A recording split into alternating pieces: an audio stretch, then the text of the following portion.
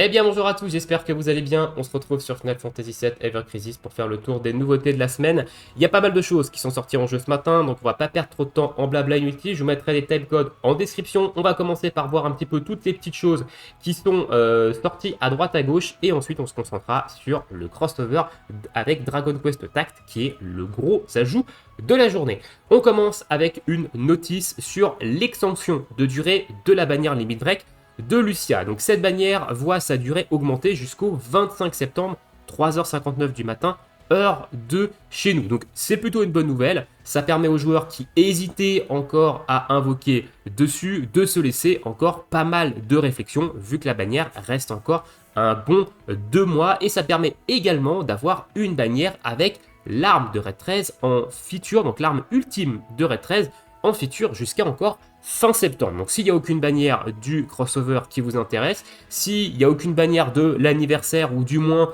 pas autant que vous l'espériez qui vous intéresse, et bien vous avez toujours l'option de la limit break de Lucia avec potentiellement une chance d'obtenir l'arme ultime de Raid 13. Donc et ben ça c'est plutôt cool, ça laisse un petit peu plus de choix aux joueurs et surtout ça laisse un petit peu plus de temps à ceux qui hésitaient encore pour pouvoir se décider afin de voir un petit peu les bannières du crossover et les bannières de l'anniversaire.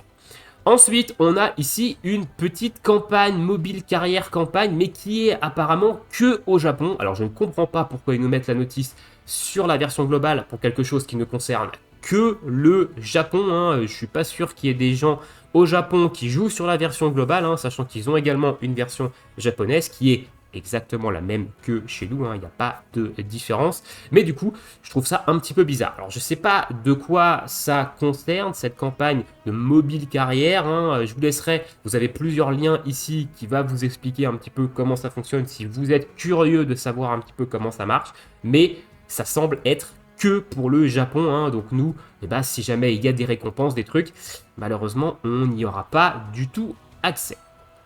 Ensuite, ajout de la journée, l'augmentation du cap de niveau des armes. On passe de niveau 120 à niveau 130. Et ceux qui avaient théorisé cette sortie avec la petite notice par rapport aux modifications sur les Premium Quests, bravo à vous, vous aviez raison, c'était bien pour une augmentation de cap de niveau. Alors avec cette augmentation de cap de niveau jusqu'au 130, on a un nouveau matériel, le Raffined Mithril, donc le Mithril raffiné qui fait son arrivée dans le jeu.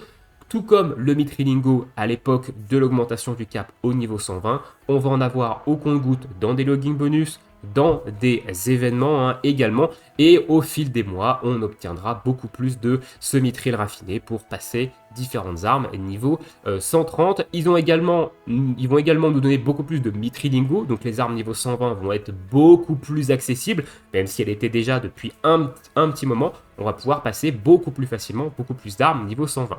Ils ont également mis une petite phrase ici qui indique qu'ils ont prévu de manière régulière de faire ce type d'augmentation. Alors je me souviens plus si dans la dernière notice, celle pour les armes niveau 120, il y avait également cette petite phrase. Néanmoins, on est dans un gacha game, ça coule de source, donc c'est pas étonnant qu'ils aient prévu de faire ce genre d'augmentation de manière régulière. Je pense qu'on en aura peut-être un, voire deux par an d'augmentation de cap de niveau d'armes. Donc ça permet d'augmenter la puissance, de taper plus fort, de donner beaucoup plus de possibilités aussi, parce que avec cette arrivée des armes niveau 130, on a une augmentation de la deuxième air habilité. Le niveau 110 à 120, c'était la première air habilité, et le niveau 120 à 130, c'est la deuxième air habilité. Donc ça va laisser un petit peu plus de diversité au niveau des builds. On pourra atteindre des paliers de air habilité avec l'arme principale qu'on ne pouvait pas atteindre avant. Donc ça va donner un petit peu plus de punch. Donc c'est plutôt intéressant. Avec cette arrivée de niveau 130, donc on a la modification des Premium Quests qui avaient été annoncés. Et les Premium Quests maintenant, on n'en a plus qu'une seule. Fini les 3 Premium Quests par jour. Maintenant, on a une seule Premium Quest qui nous coûte 60 de stamina, donc l'équivalent des 3 Premium Quests qu'on avait avant. On a l'arrivée du Mithrilingo dans le niveau 6 des Premium Quests et on a toujours les Mithril Ore qui sont présents dedans. Alors, je l'ai fait ce matin, j'ai obtenu 3 Mithrilingo et 51 Mithril Ore. Mais attention, il y a un bonus. Ici, il y a un bonus de 100% d'items supplémentaires. Donc, globalement, on devrait, sans bonus, en obtenir de 1 à 2. Et avec bonus de 3 à 4, avec un bonus 100% qui double le drop. Donc pareil pour les mithril or, j'en ai obtenu 51, donc on devrait en obtenir entre guillemets entre 24, 25, 26 à peu près par jour hors bonus. Donc c'est toujours ça de prix, honnêtement. Ça permet d'accélérer un petit peu plus les dailies aussi, d'avoir une seule premium quest qui nous coûte 60 de stamina plutôt que de faire les 3 à la suite. Donc c'est une petite quality of life. Certes, elle sort extrêmement tard, évidemment, parce que les Premium Quest c'est là depuis le début du jeu, mais ça fait toujours plaisir. Donc voilà, on va pouvoir farmer des Mitrilingos de manière quotidienne via ces nouvelles Premium Quest pour monter beaucoup plus d'armes de niveau 120 et derrière, évidemment, avoir des armes de niveau 130. Donc ça, c'est la petite news avec les Premium Quest. Ensuite, ils ont annoncé le prochain ranking qui est un Dungeon Ranking sur la map Robio, qui est la map du dernier chapitre de First Soldier, si je ne me trompe pas. Et on connaît évidemment les faiblesses. On aura des faiblesses foudre et des faiblesses feu sur ce dungeon ranking. Donc on attend évidemment la semaine prochaine, parce que c'est un dungeon qui sort dans 2 semaines, la semaine prochaine, pardon. Ça sort le 7 août, donc ça sort jeudi de la semaine prochaine. Et on verra évidemment à ce niveau-là comment ça fonctionne, quels vont être les boss, quels vont être les chemins, les buffs, etc. Mais on a cette petite annonce au niveau du Dungeon Ranking. J'ai fait le tour, globalement, je pense, des différentes petites news. On va parler un petit peu de l'update ici, donc avec l'ajout du niveau 130, ça, on vient d'en parler. Les modifications au niveau des Premium Quests, donc les Premium Quests sont maintenant faisables une seule fois. On a des Mitrilingos dedans. Ils ont également rajouté un shop de guild, donc ils ont augmenté en fait les rewards dans la daily quest des guilds, donc on devrait avoir plus de guilds de manière quotidienne, et quotidien, bref, vous avez compris. Et ils ont augmenté également le nombre ils ont ajusté, alors s'ils ont ajusté, on ne sait pas si c'est une augmentation ou une diminution, des summon memory dans les summon quests. Alors moi j'ai terminé toutes les invocations, donc je ne suis pas allé vérifier. Si jamais vous étiez en train de farm vos invocations, dites-moi dans l'espace commentaire votre retour. Est-ce qu'on en drop plus? Est-ce qu'on en drop moins? Est-ce que ça touche que les memories de base ou est-ce que ça touche également les nobles memories? Voilà, dites-moi ça dans l'espace commentaire, je suis assez curieux de voir un petit peu ce que ça va donner. Ensuite, ils ont ajouté des choses dans l'Ancient Waypoint, Shop, on va aller voir juste après. Et ils ont également ajouté un Guilds Exchange. Alors un Guilds, il est complètement fracassé au sol, ce shop, on ira le voir évidemment juste après. Et ils ont improve un petit peu certaines missions, donc les daily et les weekly missions. Ils ont ajusté les guide missions, donc les guide missions, je crois que c'est le truc qu'on a au début quand on commence le jeu, donc ça fait très longtemps qu'on l'a du coup plus vu. Et ils ont réduit le coût en stamina que requièrent les guild missions. Voilà, donc avant il fallait faire, je crois, 100 stamina en coop et 200 stamina en solo. Je ne suis pas allé vérifier combien c'est maintenant, mais ça a été apparemment réduit. On a des résolutions de bugs mineurs et voilà. Donc on va aller voir au niveau des shops d'exchange et ensuite on passera au crossover avec Dragon Quest. Donc au niveau du shop de guild, ils ont apparemment augmenté certaines rewards. Je vous avoue que j'ai pas fait attention à combien on a. Moi je le refresh, je prends paf paf, c'est fini. Et au niveau des différents shops, donc on a ici dans le Weapon Enchantment, on a l'arrivée des mithril raffinés. Donc on peut en récupérer 10 contre 4 mitrilingos. Donc ça fait 40 mitrilingos échangés contre 10 mithril raffinés. Donc ça permet en fait de passer une arme niveau 130. Il faut 10 mithril raffinés pour passer une arme niveau 130. C'est cher. 40 mitrilingos pour une arme niveau 130, sachant qu'avec 40 mitrilingos, vous passez 3 armes niveau 120, parce que c'est 10 mitrilingos, donc vous passerez 4 armes niveau 120, pardon, si je dis pas de bêtises. Donc il faut vraiment être sûr, mais dans l'immédiat, quand on aura fini un petit peu toutes les armes niveau 120 qu'on veut passer, ça pourrait être intéressant d'aller échanger en fait, ces mitrilingos pour avoir des armes niveau 130 un petit peu plus facilement. Et ensuite, ils ont ajouté un Guild Exchange ici, nous permettant de récupérer pour la modique somme de très cher, attention, des matériaux 5 étoiles pour crafter des matériaux, histoire d'avoir des matériaux 3 étoiles, mais qui vous coûtent la peau des couilles. Voilà, donc une fois par mois, on peut en acheter un de chaque à 500 000 gills, et sinon, de manière illimitée, pour 5 millions de Gilles, hein, c'est pas cher, hein, c'est en promo, et bah vous avez un seul matériau 5 étoiles hein, de Materia, c'est tétra cher, genre c'est hyper cher, hein, le shop il est vraiment fracassé au sol, je vous déconseille fortement de dépenser des gis là-dedans, parce que vous êtes absolument garanti de rien au niveau des matérias, donc c'est ultra cher pour vraiment aucune garantie, ça faut vraiment ajuster, hein. Les prix là, les prix sont complètement craqués, alors à moins qu'ils nous fournissent beaucoup plus de gils que ce qu'on a maintenant, je trouve que c'est vraiment fracassé au sol. Voilà un petit peu au niveau des petites news en vrac. Et on va passer au crossover, parce que le crossover, eh ben, il y a pas mal de choses à dire hein, sur ce petit crossover avec Dragon Quest Tact. Alors déjà, eh ben, on a une campagne. Donc on a une campagne avec différents événements. Alors ça, c'est l'événement, et la campagne, c'est celle-ci. Donc on a une campagne avec un cadeau, donc il nous offre 1500 cristaux et 20 mithril raffinés, donc de quoi monter 2 armes niveau 130. Donc voilà, donc ça c'est, on va en avoir, hein, comme je vous ai dit, au compte-gouttes avec des événements, avec des logins bonus. Donc ça c'est cool, vous pouvez déjà passer 2 armes niveau 130, les armes que vous avez envie hein, de passer. On a ensuite des invocations gratuites, jusqu'à 38, donc on en a en fait jusqu'à l'anniversaire, hein, puisque ça dure jusqu'au 7 septembre, date à laquelle les 2 ans vont débuter. Donc on a en tout pendant 38 jours une multi gratuite quotidienne, donc ça on commence à avoir l'habitude. Ça s'enchaîne, on en a tout le temps hein, maintenant, donc c'est vrai que ça fait monter pas mal d'armes en OB, donc c'est plutôt cool. Un login bonus qui va nous permettre de récupérer 50 crossover spécial draw. Alors ça, on va aller en parler parce que c'est intéressant, mais attention, ces tickets-là, vous ne pourrez pas les échanger contre des tickets d'invocation sur des bannières classiques. Ce sont vraiment des tickets d'invocation sur un portail de tickets à part, donc il va falloir les consommer, hein. Vous ne pourrez pas les échanger, et le portail, il est sympa. Il est sympa, donc ça, je trouve que c'est très sympa de leur part, ces petits tickets-là. Donc un login bonus nous permettant de récupérer 50 tickets d'invocation, donc 5 multi, un boost d'XP. Voilà, donc ça concerne évidemment les joueurs qui n'ont pas fini de level up leur personnage niveau 90.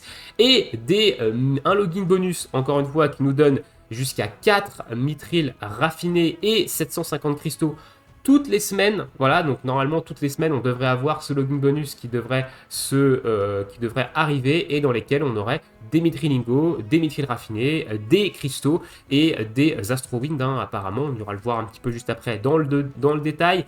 Un bonus nous permettant d'avoir double reward dans les premiums, dans les waypoints et dans les quests de synthétisation, donc dans les synthétis quests. Et on a également ici un panel de missions qui va nous permettre de récupérer des wallpapers à l'effigie du crossover. Encore une fois, des mithril raffinés. Donc on en a quand même un petit peu partout, hein, donc on va pouvoir passer quelques armes niveau 130, donc ça c'est quand même plutôt cool. Au niveau des logins bonus, on va aller voir ça tout de suite. On a le premier login bonus, donc celui-ci sur 5 jours avec les 50 tickets d'invocation spécial Dragon Quest. Le premier login bonus ici avec les 750 cristaux, 25 Astrowind, 4 mithril raffinés et 5 mitrilingo. Et ça, c'est le login bonus plutôt classique. Voilà, ça, c'est quand même plutôt sympa dans un premier temps. Ensuite, on va aller voir l'événement. Donc l'événement, alors non, avant l'événement, pardon, on va aller voir le panel de mission. Désolé, hein, c'est pas ici, c'est pas ici, c'est ici. Voilà, donc le panel de mission qui va vous demander de faire des trucs plutôt classiques, qui va vous permettre de récupérer notamment des tickets, encore une fois, d'invocation, hein, des tickets d'invocation Dragon Quest, on ira voir juste après, hein, vous inquiétez pas, le portail sur lequel on pool avec ces fameux tickets, pas mal de matériaux. Ici, on obtient également des emojis pour le chat de guild, et à la fin, on obtient également le fond d'écran, et ici, on voit d'ailleurs le costume de Zack. Donc Zack est confirmé pour le crossover, hein. On sait qu'on aura Sephiroth et du coup Zack, et le costume de Zack, il est plutôt stylé, hein, honnêtement. Les deux costumes, hein, que ce soit sur Cloud ou sur Zack, je les trouve vraiment très beaux. C'est des très beaux costumes. Et dans la partie 2, on obtient également les différentes ressources ainsi que d'autres tickets d'invocation, et on obtient le fameux costume de Red 13, donc le Great Sabercat avec comme air habilité des HP, donc un plus 10, donc on a un level 2, et un Bestial Instinct, donc une air habilité propre à ce costume, qui donne 10% de Magic Défense et 15% de dégâts de foudre. Voilà, donc le costume, eh ben, il est sympa. On va surtout le prendre pour le skin, hein, plus que pour les air habilités, parce que bah, c'est un petit peu iconique. Hein. C'est un Silmodon, je crois, dans le Dragon Quest. Bref. Donc voilà, vous avez ici le panel de Mission. On peut passer maintenant à l'événement. Donc l'événement, il est comme d'habitude depuis plusieurs mois en deux parties. On a l'événement d'histoire d'un côté et l'Escalation Challenge de l'autre avec le même boss. Hein. Square Enix Applebot, c'est des écolos, le recyclage, ils sont à fond dedans. Donc c'est le même boss. On va taper Sephiroth dans l'événement, on va taper Sephiroth dans l'Escalation. On commence à avoir l'habitude. Allez, au niveau des combats, donc en coop, on a un niveau X, très facile d'ailleurs le niveau X, et 3 combats à faire pour farmer des nouvelles ressources. On a d'ailleurs un Battle Effect, hein, vous avez 70% de P-Attack supplémentaire dans l'ensemble des combats de l'événement, et il est également là dans l'Escalation Challenge, donc ça va rendre vraiment l'Escalation Challenge encore très très accessible comme les précédentes. Au niveau des combats solo, on a le combat quotidien, nous permettant de récupérer d'ailleurs les mini-médalles. Hein, on va en parler un petit peu, parce que ces mini-médalles, c'est un petit peu un drop exclusif à l'événement. Vous avez X1, X2, vous avez le King Slide 1 et 2 ici. Enfin, vous avez 7 stages de combat, hein, avec notamment des items à farmer. Et donc, ces petites médailles, donc ces mini-médalles, vous les obtenez sur les Metal Slime. Donc les Metal Slime, c'est l'équivalent des Pampas. Quand vous allez farmer l'événement, vous allez avoir une chance de tomber sur des Metal Slime. Et si vous tombez sur un Metal Slime, vous allez dropper ces mini-médalles, hein, qui vont vous permettre, on va le voir juste après, d'échanger contre des rewards plutôt sympathiques dans le shop.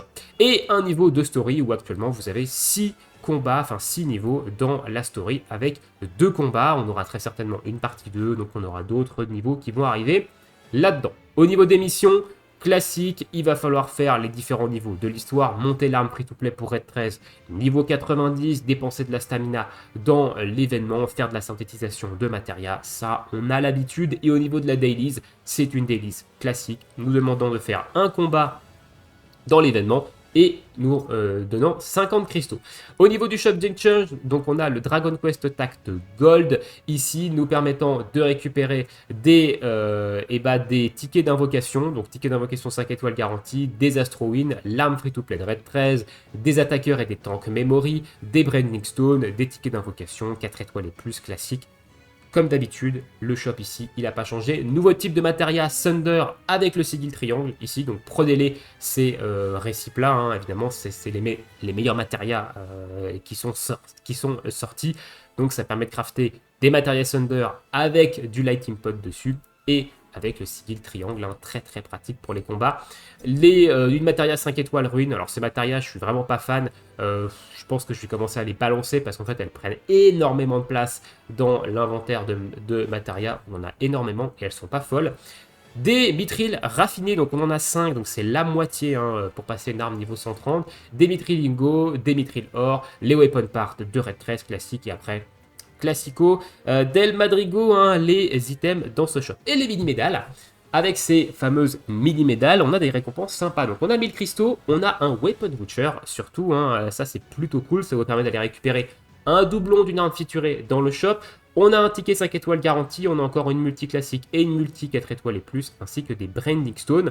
Donc c'est plutôt sympa. Mais il va falloir farmer et il va falloir prier pour tomber sur des Metal Slime pour avoir ces mini-médalles. Il va falloir farmer avec du bonus, hein, évidemment, pour en avoir plus quand on tombe sur des mini-médalles. Voilà un petit peu pour cet événement. On va aller voir ensuite le shop de compte à rebours, hein, parce que oui, on a eu des médailles du compte à rebours et du coup, on a le shop qui est maintenant disponible. Dans le shop des médailles du compte à rebours, on peut récupérer une nouvelle fois une multi en ticket d'invocation spéciale Dragon Quest pour 120 médailles. Prenez-le, honnêtement, allez-y, prenez ça. On va le voir juste après, c'est vraiment un portail très très intéressant pour les free-to-play.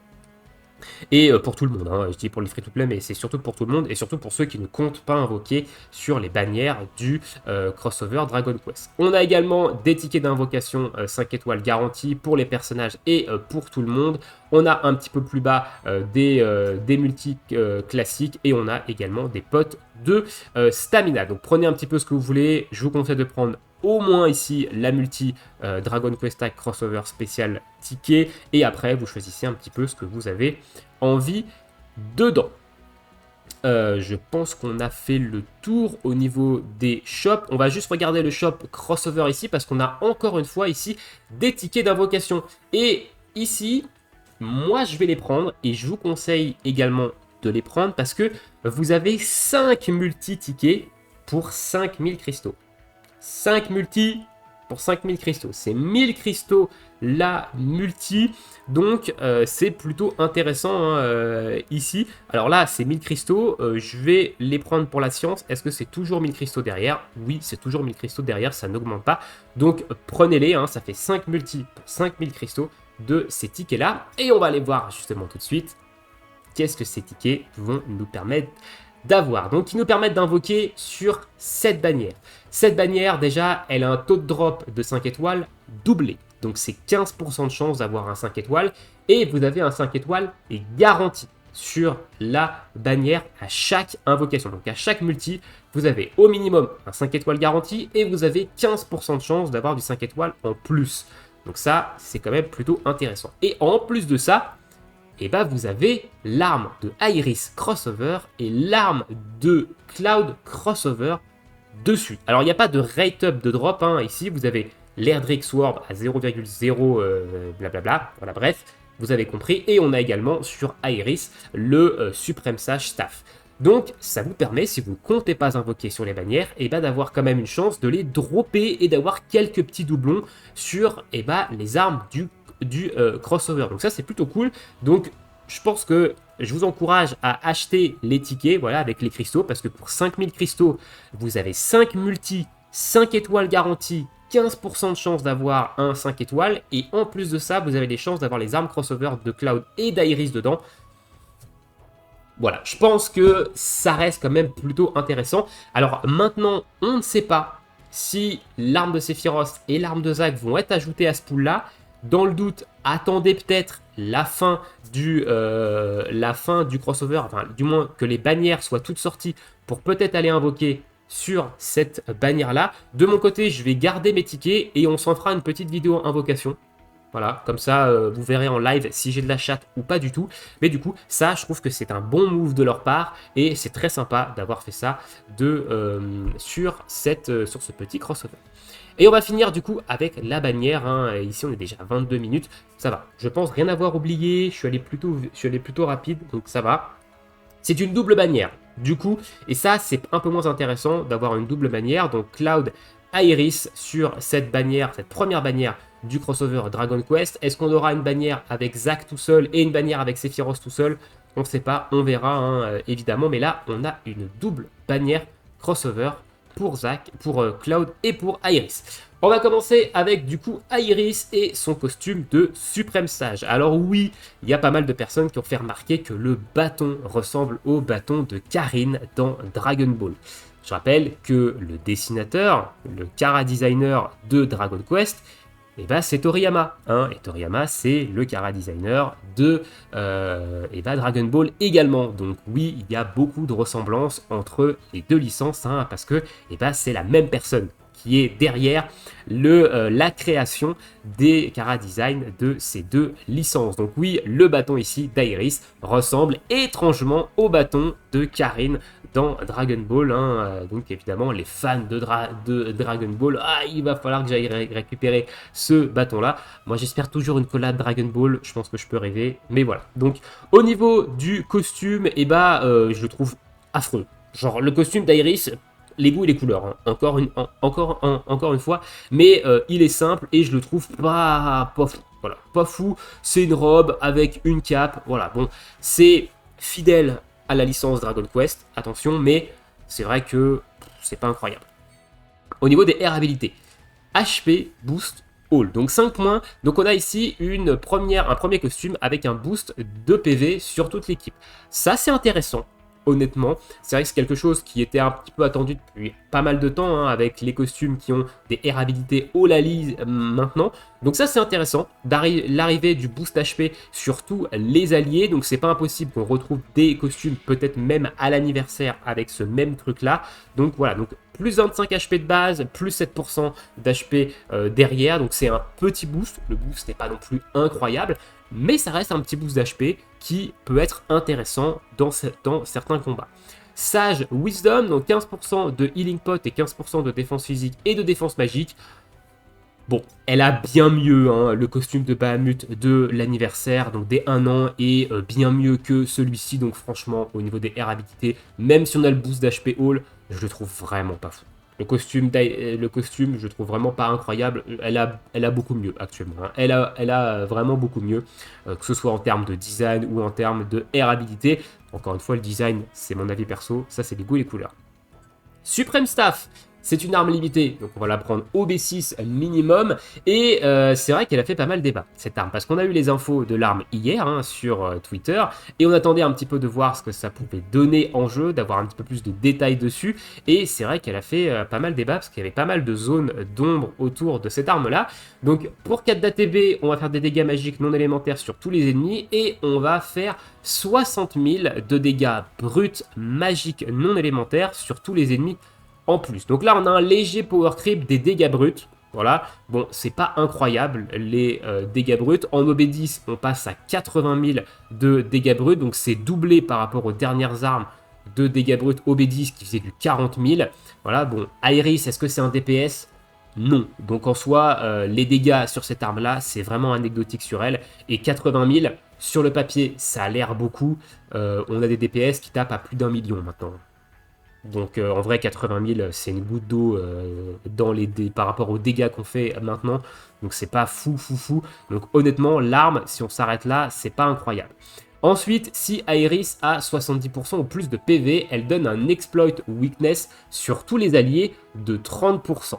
Donc ça c'est intéressant parce que l'exploit weakness c'est un buff qui est très fort, qui est arrivé au nouvel an avec l'arme de Tifa. Récemment on a Yuffie qui a eu une arme également qui fait 30% d'exploit weakness sur tous les alliés. Et là on a une arme qui fait pareil sur Iris. Je vais finir la description et on en parle un petit peu juste après. Et dernier effet qui se coule, ça vous bouffe toute votre jauge d'invocation. Alors c'est marqué jauge d'invocation. Donc ça veut dire que si vous utilisez une limite, ce qu'on utilise l'entièreté du temps avec Iris, hein, on n'utilise quasiment jamais d'invoque sur elle, normalement ça ne devrait pas affecter la jauge de limite, parce qu'il sépare les deux, limite gauche et summon gauche. Donc ça ne devrait pas évidemment affecter la jauge de limite, néanmoins j'ai pas l'arme, j'ai pas testé, donc si jamais vous avez drop l'arme et que vous avez fait des tests, dites-le dans l'espace commentaire, ça m'intéresserait de savoir à ce niveau-là. Mais du coup ça vous bouffe 100% de votre jauge d'invocation. On avait des doutes, parce que la description qu'on avait eue sur Twitter pouvait laisser penser que ça pouvait être la jauge d'invocation de tous les alliés, tous les alliés auraient été éclatés au sous-sol, mais là, sur Iris, si c'est que la jauge d'invocation, vu qu'on joue jamais d'invocation dessus, en vrai, cette condition, elle est aux F tier. Donc l'arme en elle-même, si on oublie le fait que c'est une arme pour Iris, l'arme en elle-même, pour une arme de crossover, elle est vraiment pas folle. Honnêtement, elle est vraiment pas folle pour une arme limitée. Les dégâts bruts, les dégâts magiques de zone, c'est vraiment anecdotique. L'exploit witness à 30%, on a la même chose avec une arme featurée sur Yuffie. Donc la capacité de l'arme, elle est vraiment pas folle. Au niveau des air habilités, on a HP et heal. Pareil, on a une arme de raid 13 gratos, enfin featurée, qui fait exactement la même chose. Et au niveau des slots de materia, on a des slots de materia plutôt classiques. Donc si on oublie que c'est une arme pour Iris, l'arme en elle-même, je la trouve vraiment pas folle pour une arme de crossover. Donc une arme limitée.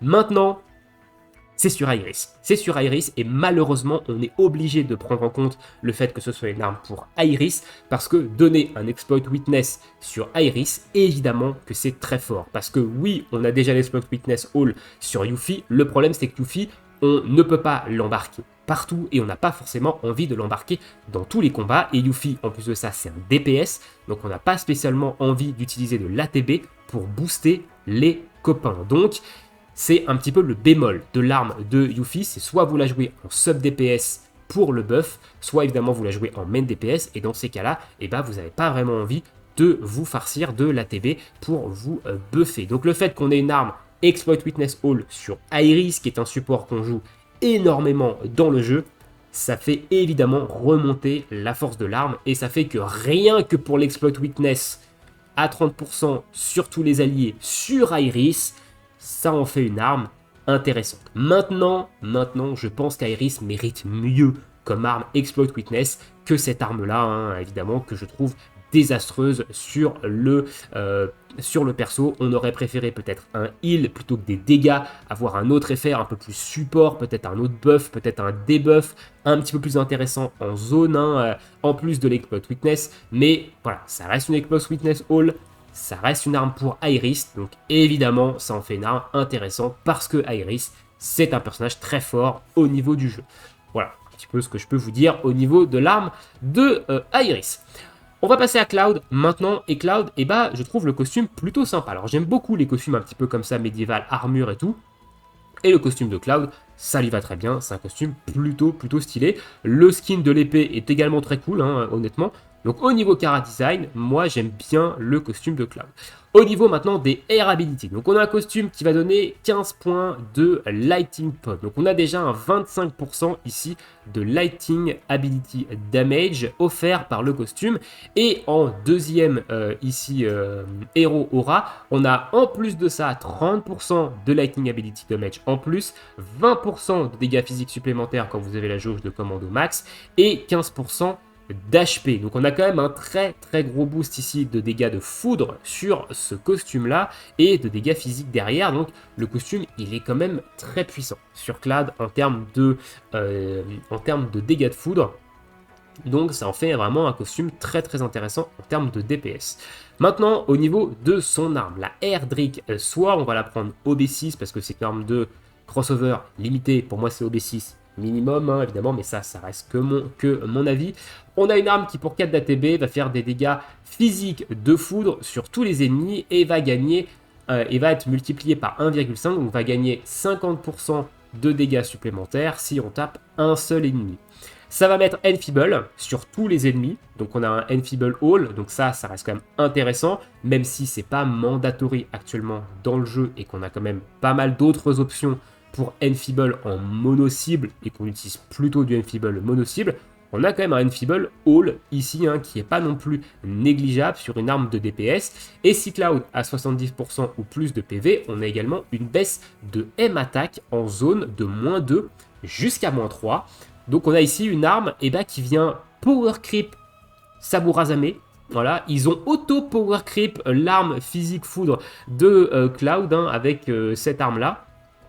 C'est étonnant, honnêtement, c'est assez, c'est assez drôle. Ils ont, au lieu de sortir sur un autre perso une arme de foudre physique comme on réclame depuis un petit moment, ils ressortent une nouvelle arme limitée en foudre physique sur un perso qui avait déjà une arme foudre physique. Bref, la logique chez Square Enix. Mais du coup, la capacité, moi je la trouve très forte. Maintenant, actuellement dans le jeu, elle n'est pas spécialement mandatory. On peut très bien garder le Cloud Foudre à l'ancienne, évidemment. Mais l'arme, on ne peut pas dire qu'elle est mauvaise. C'est une arme vraiment très intéressante ici. Mais qui, pour moi, de mon point de vue, est skippable. Au niveau des air habilités, on a de la P-Attack, on a du Lighting Pot. Classique ici, les slots de Materia, P-Attack et un boost de Sigilron, ça reste évidemment classique pour une arme de DPS. Voilà un petit peu ce que je peux vous dire au niveau des armes et costumes de Cloud et d'Iris. Ça reste évidemment mon propre avis, encore une fois, vous pouvez avoir des avis complètement différents parce qu'on n'a pas la même façon de voir le jeu de manière globale. D'ailleurs, l'animation de l'arme de Cloud, c'est peut-être l'une des animations les plus travaillées du jeu, honnêtement, parce qu'elle est plutôt belle, cette espèce de slash de foudre. C'est plutôt beau. Et on va finir avec l'arme ultime de ce mois-ci. Alors, il y avait des petits doutes sur si c'était l'arme de Cloud ou l'arme de Lucia, et finalement c'est bien l'arme de Lucia qui a fait son arrivée dans les armes ultimes. Donc on va aller voir ça tout de suite dans les Macogem ici, et on va aller voir Lucia, on va analyser ça vite fait, et je viens de me rendre compte que j'ai oublié de vous parler de l'Escalation Challenge, donc on va y faire un tour juste après, évidemment, sur l'Escalation Challenge. Donc niveau 130, l'arme elle a 3 utilisations. Elle va faire 2000% de dégâts physiques et magiques non élémentaires sur une cible. Elle va donner pendant 50 secondes le buff HP gain. Donc c'est le buff que donne la dernière arme de Glenn en date. Ça veut dire que pendant 50 secondes, vous allez restaurer à chaque fois que vous tapez 10% de vos PV max. Voilà, donc c'est un heal sur la durée qui proc quand on tape. Voilà, quand on fait des dégâts, donc petite arme de support, honnêtement. J'aime bien le skin, hein, honnêtement. En plus, elle s'appelle Aldébaran avec un skin de taureau, petite référence au chevalier du Zodiac, Aldébaran, enfin, je pense que vous avez compris. Et derrière, elle va donner le AMP Physique Ability, donc 30% sur une prochaine attaque de physique et une prochaine attaque magique. Voilà, donc 3 utilisations. C'est ce que fait l'arme ultime de Vincent. Ça, le AMP Physique Ability. Alors, est-ce que c'est autant? Parce que là, on est sur du 30% d'augmentation. Est-ce que l'arme de Vincent, c'était également 30% ou est-ce que c'était plus que 30%? Non, sur l'arme de Vincent, c'est 40%. C'est 40%, mais c'est 2 utilisations. Et sur l'arme de Lucia, c'est 30%, mais c'est 3 utilisations. Voilà. Est-ce que ça vient power creep l'arme de Vincent? Honnêtement, je pense pas, mais ça fait quand même, elle est quand même intéressante de manière globale. L'arme de Vincent, je trouve, reste intéressante aussi pour dans certaines circonstances. Et je dis pas ça parce que je suis un fanboy du perso et que j'ai pas envie d'admettre que c'est du power creep. Il y a quand même des petites différences ici qui font que c'est pas un réel power creep, mais une proposition différente. La aérabilité ici de buff debuff extension, donc 22 points au niveau 130, ça donne un level 3, donc ça c'est également très intéressant sur Lucia qui a beaucoup de debuffs notamment et qui va avoir prochainement sûrement des buffs. Et le Hast Boost de 25 points, ça veut dire que pendant 15 secondes au début du combat, vous allez avoir un boost de hâte sur toute l'équipe.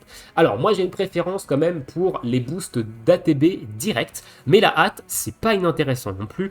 Et en début de combat, ça peut être cool, honnêtement, d'avoir un petit boost de hâte afin de se setup rapidement, de mettre des buffs, de mettre des debuffs plutôt rapidement, peut-être avant de prendre une grosse attaque. Donc ça reste quand même un buff intéressant, mais j'ai quand même une préférence pour les boosts d'ATB direct. Donc par exemple celui de Vincent qui vous donne 3 d'ATB à chaque début de phase de sigil. Ça va proc. Là, la aérabilité, c'est que pendant 15 secondes au début du combat. Donc voilà, donc c'est pour ça que j'ai dit qu'il n'y a pas de power creep entre l'une et l'autre. C'est des propositions différentes qui vont sûrement être utilisées dans des combats différents. Donc voilà. Mais l'arme de Lucia, bah elle est ok. Honnêtement, je la trouve plutôt intéressante. Elle n'est pas banger, c'est pas non plus the arme ultime, mais elle est bien. Elle est bien et honnêtement, moi j'irai pas la chercher évidemment, vu que je ne vais pas invoquer ce mois-ci, mais c'est une bonne arme. Et on va finir, petite vidéo 37 minutes, waouh, vous allez me détester. Rapidement, j'ai oublié l'Escalation Challenge.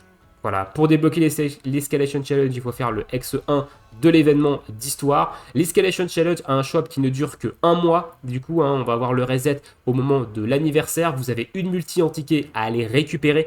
Donc, évidemment, allez la récupérer. On a également un boost de dégâts dans l'Escalation Challenge de 70%. Il y a également une weakness de foudre qui est appliquée à Sephiroth.